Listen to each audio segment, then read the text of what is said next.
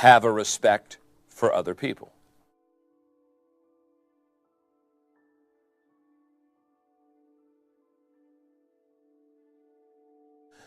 To help me, because I am weak in this law, I'm not an A to point B to point C. It's not a strength of mine. I'm more visionary. I developed something in the 70s. I'm talking about 25 years ago as a young leader, knowing I had a lot of leadership responsibilities and realizing I was leading people that were older than me, more experienced than me, because I was just young. I developed a wonderful process that's helped me to navigate that I want to give to you. And in your notes, I want to walk you through this wonderful, wonderful step-by-step process of how to plan ahead. Are you ready? The letter P. The letter P stands for predetermine your course of action. In other words, as a leader, what do? The first thing I do is I determine where do I want to go. I don't wait till the crowd's saying let's go somewhere and then say where do I want to go. What's a leader do? Leaders predetermine. They think before others think. They see before others see. They've got that leadership edge. So predetermine your course of action. The letter L, lay out your goals. Basically, goals are nothing more than stepping stones. They're a process. So when I say lay out your goals, what I'm talking about basically is this. Use each one of your goals as stepping stones. So if I use this little platform for a moment, my goal is to get back up to the bar stool, basically I say, okay, here's goal 1 and here's goal 2. In other words, lay out your goals, develop them. Now, as soon as you lay out your goals, letter A comes into being. Because as soon as you lay out your goals, the letter A stands for adjust your priorities. I found this to happen. Now, I've been doing this now for 25 years, and here's what I found to happen. I found that every time I lay out my goals and predetermine course of action, I realize I have to adjust my priorities. Because you know what I'm doing? I'm doing things that are never going to get me there. You follow me? And I say, oh my goodness, John, why are you doing this? Because if you're wanting to really get this, and this is your destination, you're carrying extra weight. So predetermine course of action, lay out your goals, adjust your priorities, okay? The letter N, notify key personnel. Very simple. Take your key personnel and sit down and talk to them and notify and share the vision. For example, if this is my team again, what I do is I sit down and say, hey gang, here's what I'm thinking, here's the dream, here's the vision, what do you think? And if your team is good, you know what they'll do? They'll take what you give them and they'll give it to you back better than you gave it to them. Isn't that right? They always make it better. When anybody asks me, says, John, how do I know that I have a good team around me? I can tell you how you know you have a good team around you. Every time you give them something, they give it back to you at a higher level. They take and stretch and grow you. But you notify your key personnel. In other words, you have your key meeting. You have your meeting before the meeting. Oh, that's a huge lecture in itself. But you got to always have a meeting before the meeting, because if you don't have your meeting before the meeting, you're going to have a very bad meeting. Notify key personnel. Letter A, allow time for acceptance. Because it's going to take a while. So allow time for acceptance. I can promise you, people change slowly. So give them time to kind of digest and process that in their own mind emotionally. Letter H, head into action. Get going. I mean, there comes a time you go. And by the way, leaders have a bias toward action.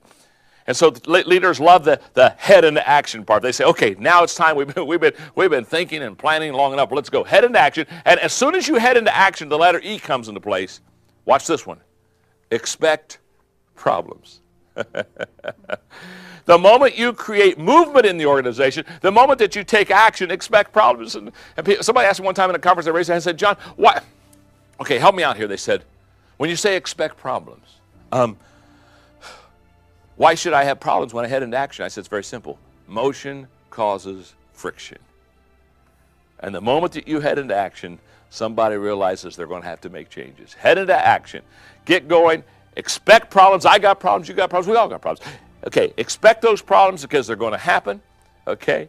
And as you expect those problems and as you're moving forward, understand it's not because you haven't learned. It's not because you're being a bad leader. It's not because you haven't done things well. It's just because problems happen to all of us. Let me just take a little poll here. How many of you as a leader have at least one problem?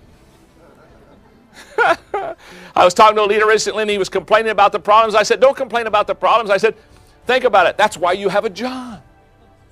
If everybody was doing the right thing, probably they wouldn't need you. This is a good thing that you have problems. But after expecting problems, always point to your successes.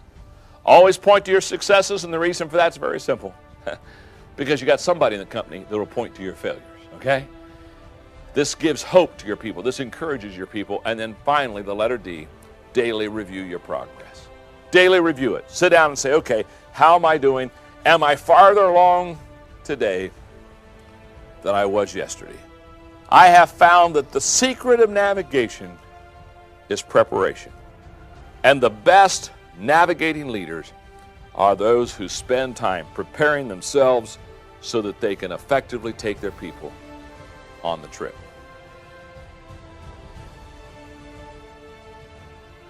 I've never had a meeting with everybody until I've had meetings with the key people. And if what I would do is I'd walk into a room like this and I would say, listen, gang, I'm very excited about a vision. I'm very excited about something I want to share with you. In fact, for the last couple of days, Jay and Tommy and Bridget and I have been talking together.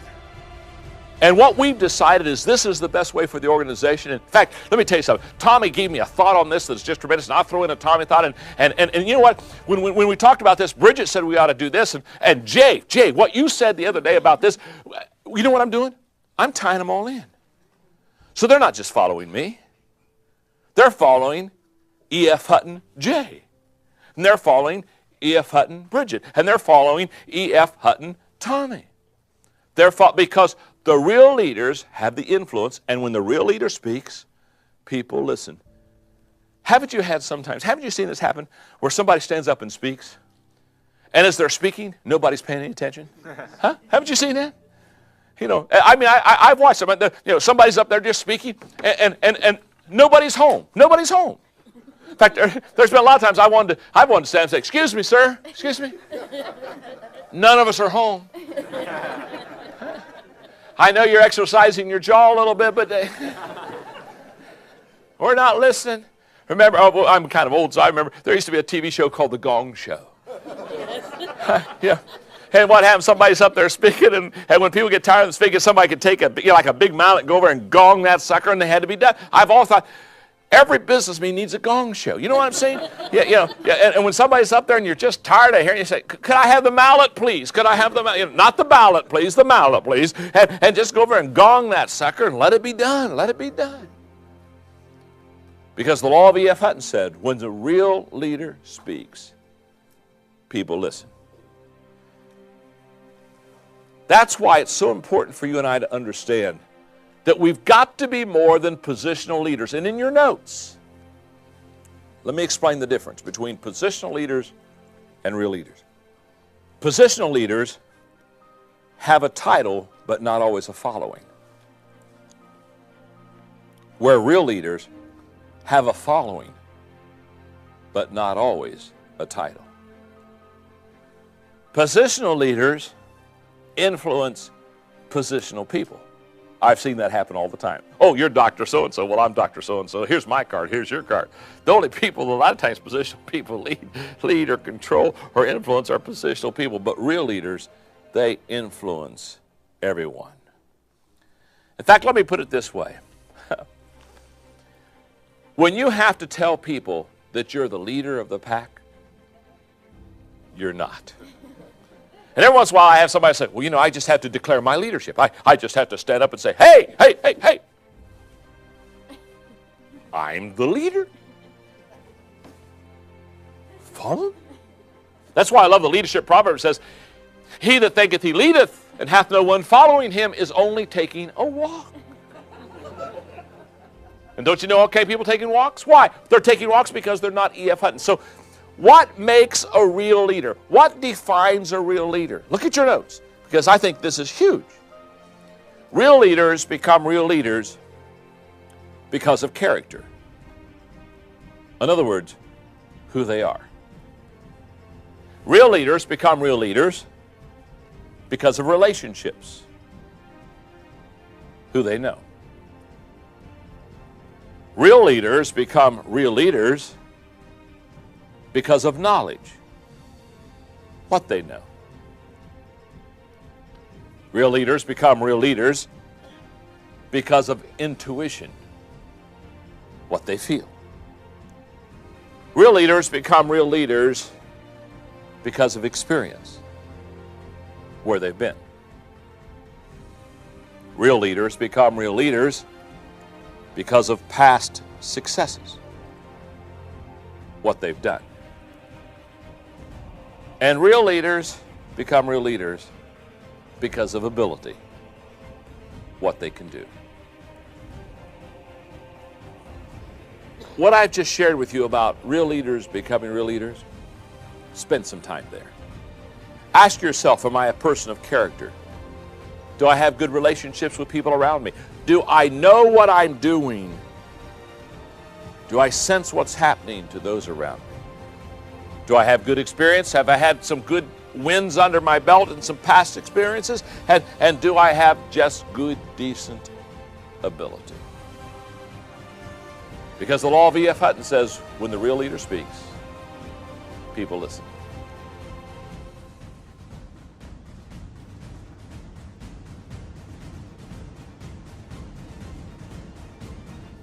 Trust is the glue that holds an organization and the leader together. It's the glue. And I want to talk to you about trust, and I want to talk to you about integrity. I want to talk to you about character. And in fact, to build trust in your notes, there are two things that you must, as a leader, be able to do. You must demonstrate consistent competence. Obviously, you have to consistently be competent in the area in which you're leading. And secondly, you have to demonstrate consistent character. You have to consistently be a person of integrity. And I can think of no law that probably is more important to share with you than this law. And so allow me just to talk to you about a couple of experiences I've had. Recently, I was being interviewed by the Wall Street Journal, and the person that was interviewing me said, "John, I would like to talk to you about business ethics." They said, in corporate America, things are not going real well, and there are a lot of leaders that have probably violated the trust factor. So he said, if you don't mind, I'd like to do about a 30-minute interview with you on business ethics. And I know I shocked him, and I said, we don't need a 30-minute interview on business ethics because there's no such thing as business ethics. It got real quiet on the end of the phone. And the interviewer said, I'm talking about, you know what I'm talking about, all this business ethics that we've had and all the corporate side and how that these leaders are just not really trustworthy. And they said, I want you to talk to me about business ethics. And again, I said, I'll be glad to talk to you. But I said, there's no such thing as business ethics. And then I said, there's just ethics. You either have it or you don't. And can I tell you something? If you have ethics, guess what? It works in business.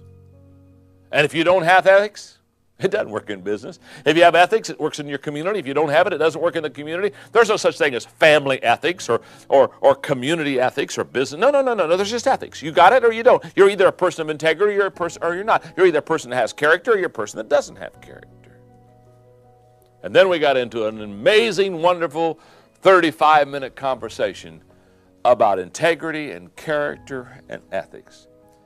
Now, what I want you to understand about this law of solid ground is that it's character and it's also competence. I don't in any way want to take away from the issue of competence. You have to consistently perform well if you're going to lead. And you have to consistently do right if you're going to lead. And you can't substitute, you can't say, okay, I'm a person of character. I want you to follow me because I'm true to my word. I won't tell you a lie. I'm a great person of integrity. Oh, by the way, I'm a lousy leader. I'm not competent, but follow me. I don't want to follow somebody that has great character and low competence. Do you? The good news is you can trust them. The bad news is you trust them in bad places because they didn't lead you well. So it's not like I want to have you to have character without competence, but I also don't want you to have competence. In other words, be a very good leader, understand and have leadership skills and abilities. I don't want you to be a great leader and lack character because I'm not going to be able to trust you. And one won't substitute for the other. And what we have to understand about the law of solid ground is that in the law of solid ground, we either grow and get better in this area and increase our trust level, or we decrease it and we become worse in it. And the best way I think the best way to explain this, perhaps, is to illustrate it. And if you allow me, Chuck, let me illustrate with you. Okay, the best way I can explain this law is building trust is like having change in your pocket. Okay. And so what I'm going to do is, let's say that I've just come to the company. I'm the new kid on the block, and I have a kind of a leadership position, and you want me to do well, and Chuck, you're kind of like chairman of the board or whatever it is. Okay, so anyway, what you do is you give me X amount of change of which I am to operate. In other words, you feel I'm trustworthy. You hired me because of character. So okay, and what you're going to do is I'm going to either, because I'm a trustworthy person when I come to the company, I'm going to either increase the change or I'm going to decrease the change. For example, let's say I don't have very good character. I lack integrity. I'm not trustworthy. I don't always tell the truth. And so let's say, I've been here maybe 3 or 4 months, and you ask me about a report of which I make an excuse which you know is not true. Well, every time I do something that's not trustworthy, I give up some change out of my pocket. Do you see what I'm saying? But it's okay, because I still have change. And as long as I have change, I can still operate, because there's a certain level of trust I still have. But let's say a month or two later, you find that I'm not trustworthy in another area, and perhaps I've gone over to Bridget's office, and again she comes here and says, you know what? I don't think he's truthful with me in this matter. Well, every time what happens is, every time I don't do well, I give up change. But it's okay, because I still have some change. See, as long as I have change in my pocket, I can operate. Well, let's say a few more months go by, and now there are other people who are beginning to talk about the fact that I'm not probably a person of my word, and that they're not sure they can really trust me. And so you talk to me about it. And so now what happens is, there's a day when I do something I shouldn't have done, and I walk into your office, and what I've been doing is I've been using my change. I've been living off of goodwill. You follow me? I've been living off of the slack that you gave me. And this time, Chuck, I come in the office, and you say, John, here's another issue, and I reach automatically. What I do, I reach in my pocket. And isn't it interesting? Instead of changing my ways, I want to live off of goodwill. And this time, when I reach in my pocket this time, and when I do it this time, this is a picture of a leader in trouble.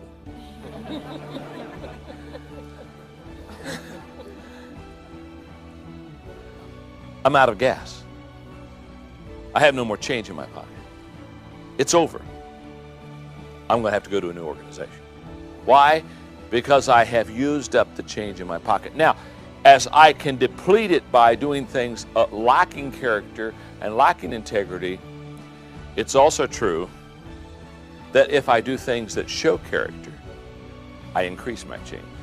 I was just reading the other day, and this is huge, about a CEO that told his employees, brought together a company meeting, and he said, let me tell you something. If anybody in this company asks you to do anything that's wrong, here's my personal phone number.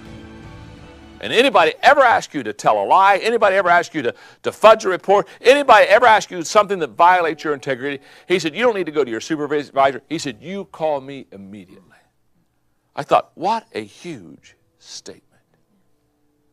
Well, Chuck, if I'm trustworthy, and you begin to see that I am a person of my word, and that I do follow through, and I do take responsibility, what happens is you start giving me some change. And so I come back.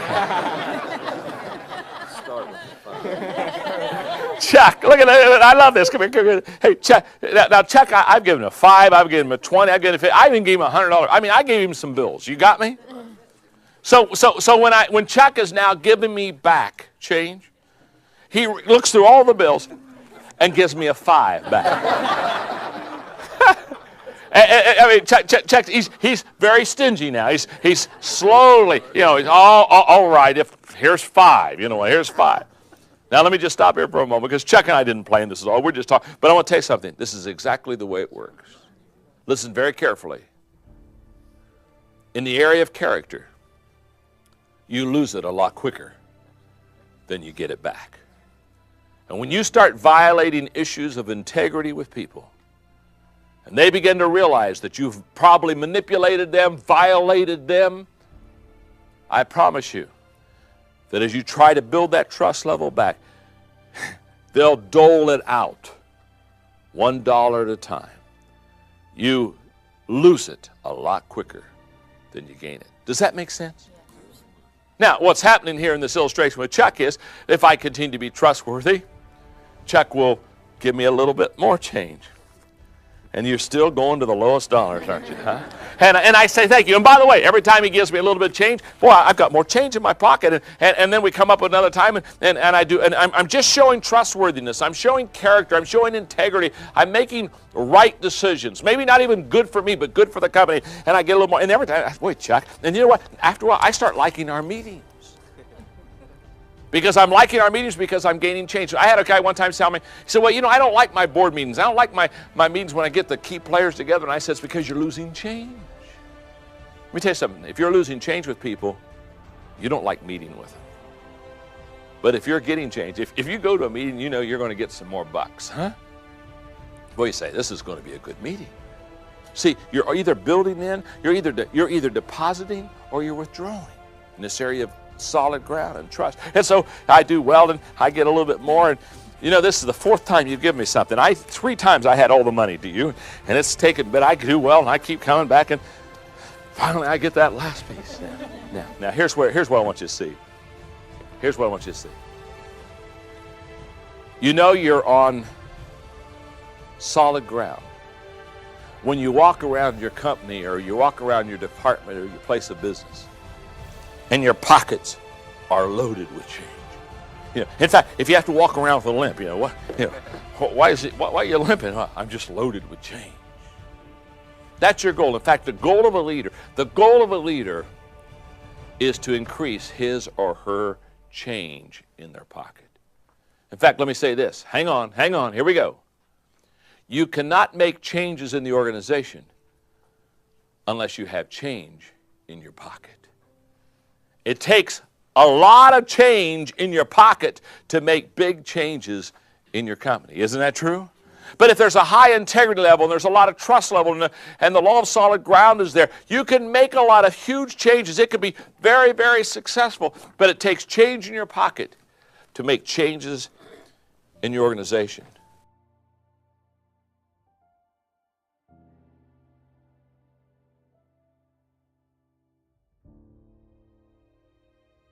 And I want you just to take a moment and look at a couple of statements I have in your notes. Statements such as, a leader cannot continually break trust with people and continue to influence them. Oh, the questions are huge. Questions such as, do I have change in my pocket? Is my change increasing or decreasing? Do I pass the integrity test? Somebody says, what's the integrity test, John? The integrity test is this. With integrity, the longer I lead, the better it gets. Without integrity, the longer I lead, the worse it becomes. That is so true. The law of solid ground says trust is the foundation of leadership.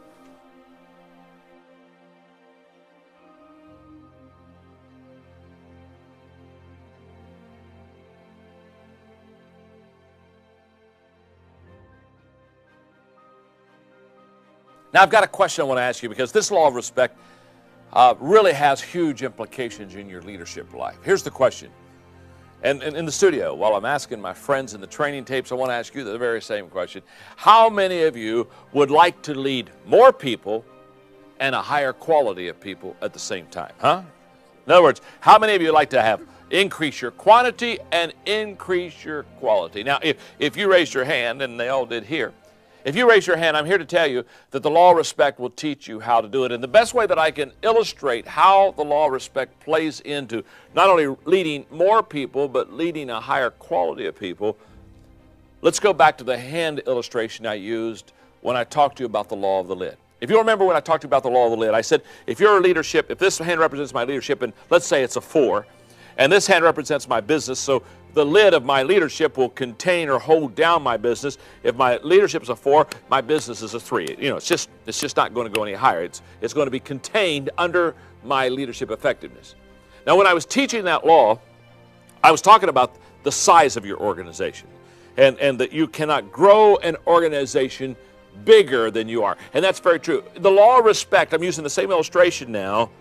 If the law of the lid will not only allow you to grow an organization bigger than you are, it will not allow you to attract people better than you are. Let me explain. If I'm a 4 as a leader, okay, if I'm a 4 as a leader, the people I attract to me will basically be 3s, 2s, and 1s. Does that make sense? In other words, when we teach the law of magnetism, which is another law which I will teach later on, when we teach the law of magnetism, the law of magnetism basically says you attract who you are, not who you want. Well, in the law of respect, I'm saying people follow leaders that are strong themselves. So in other words, if I'm a 4 as a leader, I'm not going to attract a lot of 7s and 8s. 7s and 8s aren't going to follow me.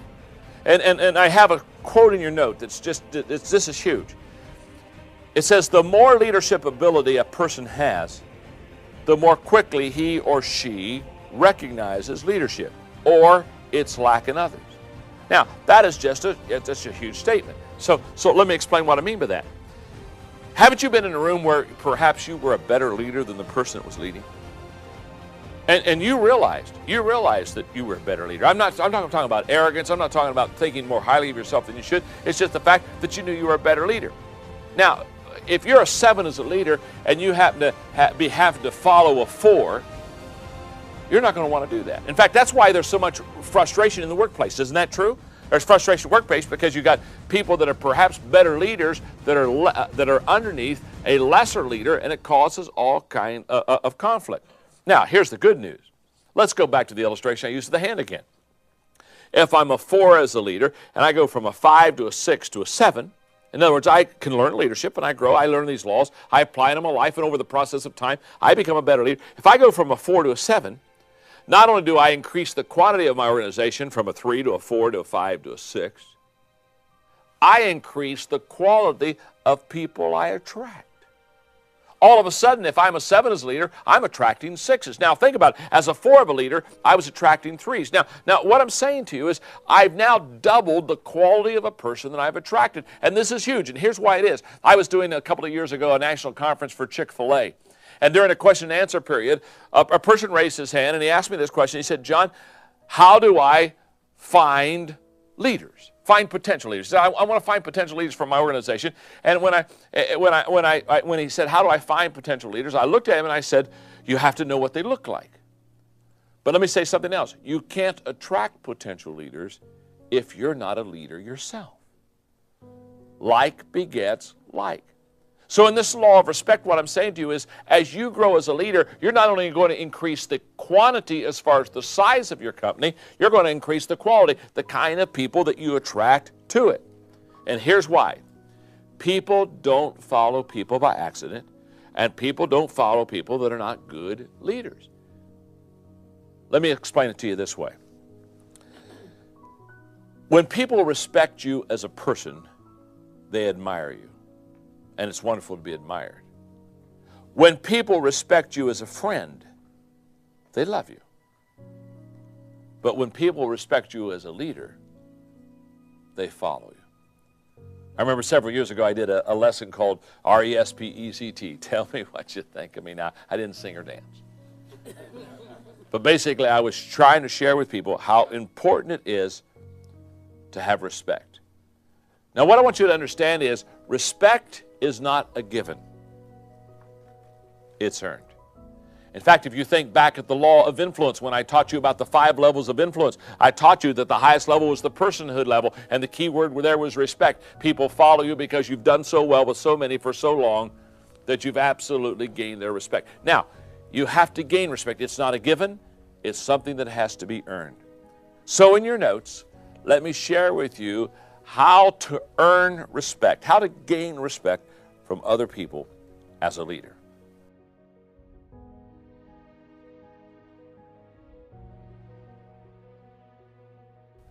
Number one, have a respect for other people. It's very important for you as a leader to be respectful of other people. The best way I can explain it is I observe leadership and observe leaders all the time. And I mark a man or a woman, I mark a leader if they don't respect their people. For example, I think it's a character flaw. For example, if I'm leading and you happen to be the people that I'm leading, you happen to be my people, I think it's I look for a leader to have respect for the people with them that, quote, this is not a good phrase, but I'm going to just use it to illustrate, people that are under them. Here's what I want you to understand. When a leader powers up on people beneath them, or takes advantage of people beneath them, or manipulates people beneath them, or doesn't respect people beneath them, I think it's a huge character flaw. In other words, when you have power on people and you misuse that power, I think you have violated your leadership. Does that make sense? And it's amazing how a person behaves, quote, when they can get by with it. Did you get that? And when a leader can, quote, get by with treating people unkindly or kind of, quote, running over them or taking advantage of them, whenever I see that happen, I always look at that leader and I realize that they have a character flaw. Because the best way to get respect from other people is to give respect to people. And the moment that you and I do that, then respect begins to be returned to us. So step number one, I suppose, really has nothing to do with leadership. It has to do with the golden rule. It has to do with respecting other people. The second way to gain respect is by courage. I have found that in the area of leadership, people will respect you when you make a courageous decision. And I define a courageous decision this. A courageous decision is one that I make because it's right, not because it has a probability of passing, or not because it benefits me. It's just a right decision. That's courage. The ability to be courageous and step out and make decisions that benefit your company but don't benefit you. Benefit your people but don't benefit you. That's a courageous decision. Thirdly, I think that you earn respect by success.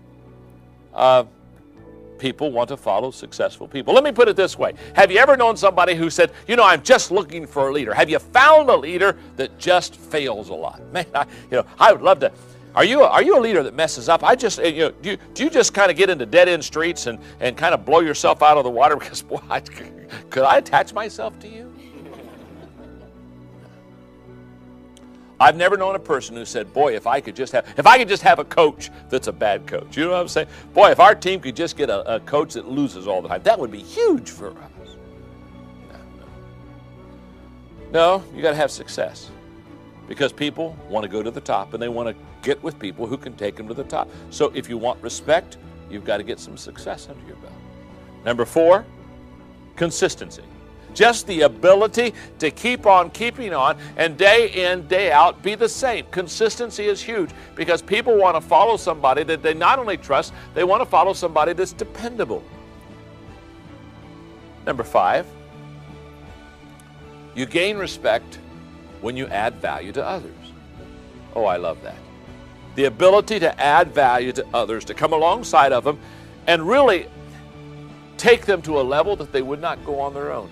That gives you respect. And finally, number 6, just pure leadership ability.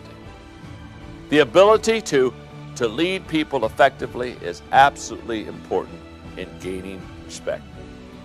Now, let me just close this law of respect by sharing with you that there are 2 what I call kind of like acid tests of respect. In other words, when people come to me and they say, John, do you think I have the respect of people around me as a leader?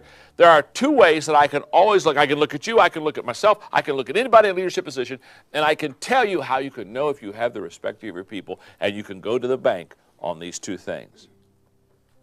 The first test of respect is the response of people when you ask for commitment. They will only commit if they respect you. I have watched it happen time and time again. When you have a group of people and they don't make the commitment necessary, it's almost always a lack of respect to the leader. And the second area, the second test of respect, is the response of people when the leader asks them to change. You show me a group of people that will make big commitments and major changes. I will show you a group of people that highly respects their leader, because people will not make commitment and not make changes unless they really respect a leader. You don't do that for somebody you don't make changes. You don't make commitments for somebody that you don't respect. So when somebody comes to me as a leader and says, John, do you think my people respect me? I ask them this very simple question.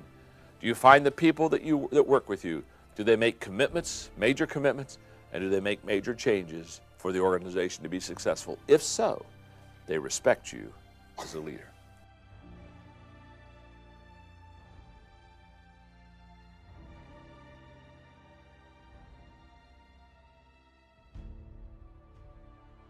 This is an incredible law. I love to teach it, and the reason I love to teach it is because if a person can understand process, they're going to be very effective as a leader. But if they don't understand the process of becoming a leader, they're going to get very frustrated. Let me explain to you. Many times when I do leadership conferences, when we have a Q&A period of time, probably the most common question asked to me when I do leadership conference, somebody raise their hand and say, John, here's the question. Are leaders born? And whenever they ask me the question, are leaders born? I always look at them and I always say, of course they are. Think about that question. I've never met an unborn leader. Don't particularly want to either, thank you very much. Now what they're really asking is, they're not asking are leaders born. What they're really asking is, are there leaders that are people when they're born, they kind of got it. You know what I'm saying? They got it, and are there people when they're born, they don't got it. And I suppose if you got it, you lead, and if you don't got it, you get in line. You know what I mean? And hope there's a water fountain at the end somewhere, okay? That's a very important question. Because what I have found is this, and this is so huge. What I have found is there are a lot of people who just think you either have it or you don't have it. And I'm going to tell you right now, that is not true. There are people that have leadership leanings. Of course there are. Just like there are people when they're born, they have kind of musical leanings. So there are leanings toward leadership that some people have that other people don't have. But anyone can learn to be a leader. In fact, that's why I have such a passion to teach leadership. That's why I have such a passion to teach these laws. Because if you learn these laws, it becomes absolutely amazing how well you're going to be able to learn to lead. So let me take a moment and explain to you a couple important thoughts in this law. In your notes, we overestimate the event and we underestimate the process. I have found this to be very common with people in leadership. They overestimate what an event will do for them. They come to a leadership conference or they read a leadership book and they say, oh my goodness, this is so good.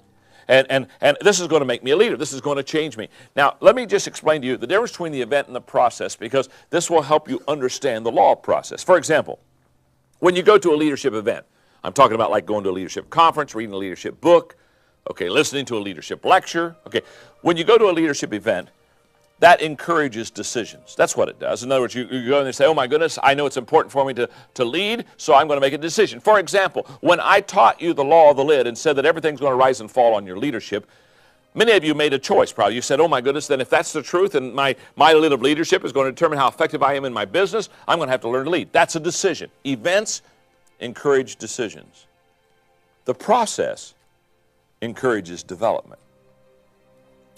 The emphasis in process is continue to grow and develop yourself. The event motivates people. We all love to come and be motivated and encouraged, but the process matures people. And we're wanting to mature you as a leader. To motivate you, yes, but mature you is much more important. The event is a calendar issue. You say, okay, on this certain date, I'm going to go to an event and learn some leadership, whereas the process is a culture issue. It's being in an environment or a culture that encourages you every day to learn, every day to grow, every day to develop yourself as a leader. The event challenges people. I find that I'm challenged when I go to leadership events, but the process changes people. Why? Because you can't change overnight. You can make a sudden decision, but you can't make a sudden change. That's a process. And there's a lot of difference between that. You see, here's what I think. I think the event is easy, and I think the process is difficult. And I want to encourage you, as you're watching these training tapes, to understand that it's a process. And it's not one day, one time, one book, one lecture that's going to change your life. But it's going through the process of doing that. And the reason that leadership must be a process is because leadership is many-faceted. In fact, think about it for a moment. There are 21 irrefutable laws of leadership. Just the very fact there are 21 laws of leadership tells you you just can't absorb it, or you can't learn it, or you can't apply it instantly. I was doing a leadership lecture in, a couple years ago, doing a conference. And I'll never forget, during the break, I was signing books, and this kid came up to me, and he was just out of college, and kind of probably a business major, and he was all excited about leadership, what he was learning. And I could see his passion. I love kids because, they just have great passion. So he came up to me, and he kind of gets in my face a little bit, and he said, "Okay, John," he said, "I love this leadership stuff. So I've been listening to you all day. So I got a question." I said, "What's your question?" He said, "What's the one thing I need to know about leadership?" I thought, oh my. So I sucked it up to get energy. Here we go. Got to match this kid's intensity. So I looked at him and I kind of got in his face. And I said, "The one thing you need to know to be a great leader is that there is more than one thing you need to know to be a great leader." In fact, I said there are 21 things that you need to know to be a great leader. Now, you see, here's the kid. What's he doing? He's trying to take leadership and condense it. He's basically wanting me to fast food leadership. He's wanting to come to the window of leadership and get a sack of leadership. You know what I'm saying? And take off down the road with this sack of leadership and kind of eat it on the way and come out of the car as a great leader. Can't happen. Why? Because leadership is many-faceted. Let me explain. Look at your notes for a moment. We've already understood that, first of all, leadership is influence. So it certainly is the ability to influence people, but it's more than influence. You show me, I can show you people that have influence, but they're not great leaders. Isn't that true? Well, it's also, secondly, navigation. The ability to take people from point A to point B to point C. So there's a navigating principle of leadership, and yet I can show you people that are tour guides that aren't good leaders. Or thirdly, it's empowerment. It's the ability to take people and empower them. Of course it is. To be able to put belief in people and let them go to a higher level on their own. But it's more than empowerment. Number 4, it's relationships. It's getting along with people, and yet I know people who get along with me very well, but they can't lead anything. Number 5, it's timing. There's a huge amount of timing that's involved in leadership, and the ability to understand timing. It's huge. In fact, there's a whole law on it. But it's more than timing. Number 6, it's momentum. If you do timing right, you get the big mo going for you. And it's the ability to sense and feel the surge of momentum in an organization, but it's more than momentum. It's more than just getting the big mo going for you. Number 7 is sacrifice. It's the ability to give up so you can go up. Of course it is. And yet I know people that they've sacrificed and they're still not great leaders. You see, you're beginning to catch this. Number 8, it's attitude. It's the way you think. And yet I know people have great attitudes that aren't great leaders. Now, let me just stop down. Here's what I think it's very obvious to all of us right now. It's very obvious to all of us. And that is, it's many-faceted. In other words, it's the ability to understand a lot of things that make you a well-rounded, mature leader. It's kind of like in the NFL and pro quarterbacks. It's kind of like a rookie quarterback coming into that major league. It's impossible for them the first year to be probably a great quarterback. There's just too much. I was up speaking the other day with the Cleveland Browns and Butch Davis and the crew, and they were talking to me, and I literally had a guy give me a 30-minute teaching on the quarterback and all they have to learn in their first year. And I thought, I was amazed. I thought, oh my goodness. It's, read the defenses and understand the offense and be able to sense the shifts and be able to change the play in a moment. It's a lot of stuff. Now, here's what I want you to know. I think that the problem is too many times we try to microwave leaders. You know, we put them in a microwave, we get them in our company, and say, oh my goodness, I got to develop some leaders. And I got this Maxwell stuff. He says, develop leaders. So come here, I want you to be a leader. I think you can be a leader. Here, get in the microwave. We push them in the microwave, push a few buttons and zap them.